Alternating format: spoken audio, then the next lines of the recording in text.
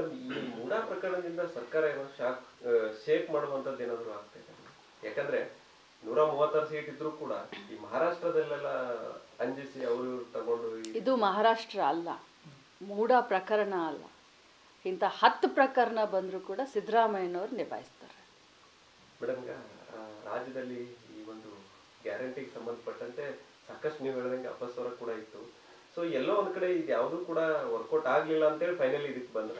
ಖಂಡಿತವಾಗ್ಲೂ ಇದು ಯಾವುದಕ್ಕೂ ವರ್ಕೌಟ್ ಆಗಲಿಲ್ಲ ಅಂತ ಇಲ್ಲಿ ಬಂದಿದ್ದಾರೆ. ಬಟ್ ಒಂದು ಬೆಸ್ಟ್ ಪಾರ್ಟ್ ಏನು ಅಂತಂದರೆ, ನಮ್ಮನ್ನ ಗ್ಯಾರಂಟಿಗೆ ಬೈತಾ ಇರುವಂಥ ಇವರೇ ಜಮ್ಮು ಕಾಶ್ಮೀರದಲ್ಲಿ, ಹರಿಯಾಣದಲ್ಲಿ, ಮಹಾರಾಷ್ಟ್ರದಲ್ಲಿ ಗ್ಯಾರಂಟಿಗಳು ಘೋಷಣೆ ಮಾಡಿದ್ದಾರೆ.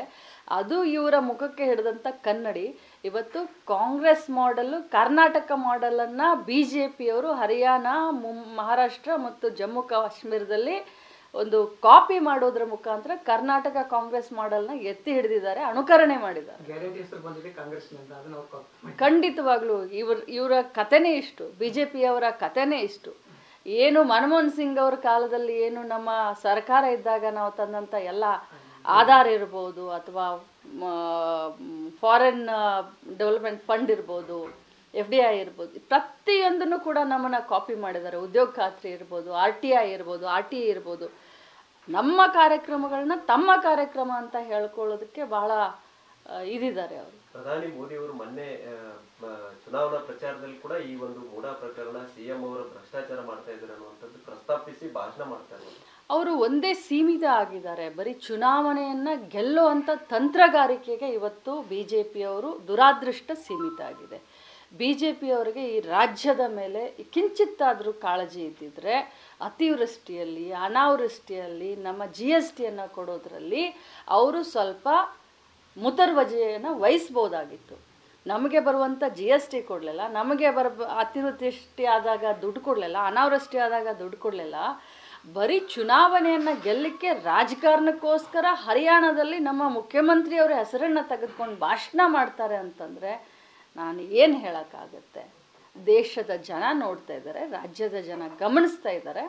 ಇವ್ರಿಗೆ ಬೇಕಾಗಿರೋದು ಕನ್ನಡಿಗರ ಕರ್ನಾಟಕದ ಒಂದು ಶ್ರೇಯೋಭಿವೃದ್ಧಿ ಅಲ್ಲ. ಇವ್ರಿಗೆ ಬೇಕಾಗಿರೋದು ಹರಿಯಾಣದಲ್ಲಿ ಕರ್ನಾಟಕದ ಹೆಸರನ್ನು ಕೆಡಿಸಿ ಗೆಲ್ಲುವಂಥದ್ದು ಒಂದೇ ರಾಜಕೀಯ ಗಿಮಿಕ್. ಮೇಡಮ್, ಈಗ CM ಸಿದ್ದರಾಮಯ್ಯನವರು ರಾಜೀನಾಮೆ ಕೊಡೋವರೆಗೂ ಕೂಡ ನಾವು ಹೋರಾಟ ಮಾಡ್ತೇವೆ ನಿರಂತರವಾಗಿ ಅನ್ನುವಂಥ ಮಾತನ್ನ BJP ನಾಯಕರು ಹಗಲ್ಗನಸನ್ನು BJPಯವರು ಕಾಣ್ತಾ ಇದ್ದಾರೆ. ರಾಜೀನಾಮೆಯನ್ನು ಕೊಡೋ ಪ್ರಶ್ನೆನೇ ಇಲ್ಲ.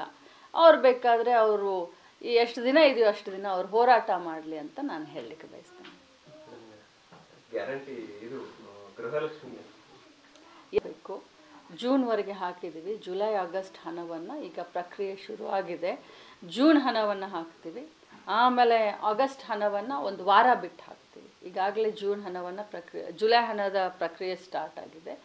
ಆಮೇಲೆ ಒಂದು ವಾರ ಬಿಟ್ಟು ಆಗಸ್ಟ್ ಹಾಕ್ತೀವಿ. ಈಗ ನೀವು ಎಲ್ಲ ನೋಡಿದ್ದೀರಾ, ನೌಕರಸ್ಥರು ಈಗ ಸೆಪ್ಟೆಂಬರ್ ಮುಗಿದ್ಮೇಲೆ ಸೆಪ್ಟೆಂಬರ್ನ ಒಂದು ಕ್ರೆಡಿಟು ಪೇಮೆಂಟು ಅಕ್ಟೋಬರ್ನಲ್ಲಾಗುತ್ತೆ. ಹಾಗೆ ಸೆಪ್ಟೆಂಬರ್ನ ಕ್ರೆಡಿಟು ಅಕ್ಟೋಬರ್ದಲ್ಲಿ ಮಾಡ್ತೀವಿ, ಅಕ್ಟೋಬರ್ನ ಕ್ರೆಡಿಟು ನವೆಂಬರ್ದಲ್ಲಿ ಮಾಡ್ತೀವಿ. ಬಟ್ ಯಾವುದೇ ಕಾರಣಕ್ಕೂ ಈ ಯೋಜನೆಗಳು 5 ಯೋಜನೆಗಳು ಬರೀ ಗೃಹಲಕ್ಷ್ಮಿ ಅಷ್ಟೇ ಅಲ್ಲ, ಯಾವ ಕಾರಣಕ್ಕೂ ನಿಲ್ಲೋದಿಲ್ಲ. ಈಗ ಮನೆಯಲ್ಲಿ ಒಂದಿಷ್ಟು ಯೋಜನೆಗಳು ಅಥವಾ ಮನೆಯಲ್ಲಿ ಸಮಸ್ಯೆಗಳಿದ್ದಾಗ ಸ್ವಲ್ಪ ಹೆಚ್ಚು ಕಡಿಮೆ ಆಗ್ತದೆ. ಆದರೆ ಈಗ ಗ್ಯಾರಂಟಿ ಯೋಜನೆ ಸ್ವಲ್ಪ ಹೆಚ್ಚು ಕಡಿಮೆ ಆಗಿದೆ. ಇದನ್ನೇ ಬಂಡವಾಳಗೆ ಮಾಡ್ಕೊಂಡು BJPಯವರು ದುಡ್ಡು ಹಾಕಲ್ಲ, ಇನ್ಮೇಲೆ ಸ್ಟಾಪ್ ಮಾಡ್ತಾರೆ ಅಂತ ಹೇಳ್ಬಿಟ್ಟು ಒಂದಿಷ್ಟು ವದಂತಿ ಎಬ್ಬಿಸಿದ್ರು. ನೋಡಿ, ಇದನ್ನು ಮಾಡೋದನ್ನೇ ಇಲ್ಲ ಅಂತ ಅಂದವರು ಮಾಡಿದ ಮೇಲೆ ಈ ರೀತಿ ಮಾತನಾಡ್ತಾ ಇದ್ದಾರೆ. ಈ ಕಡೆ ಇದ್ರೂ ಮಾತನಾಡ್ತಾರೆ, ಈ ಕಡೆ ಇದ್ರೂ ಮಾತನಾಡ್ತಾರೆ. ನಾವು ಅದಕ್ಕೆ ತಲೆ ಕೆಡಿಸ್ಕೊಳ್ಳೋದಿಲ್ಲ.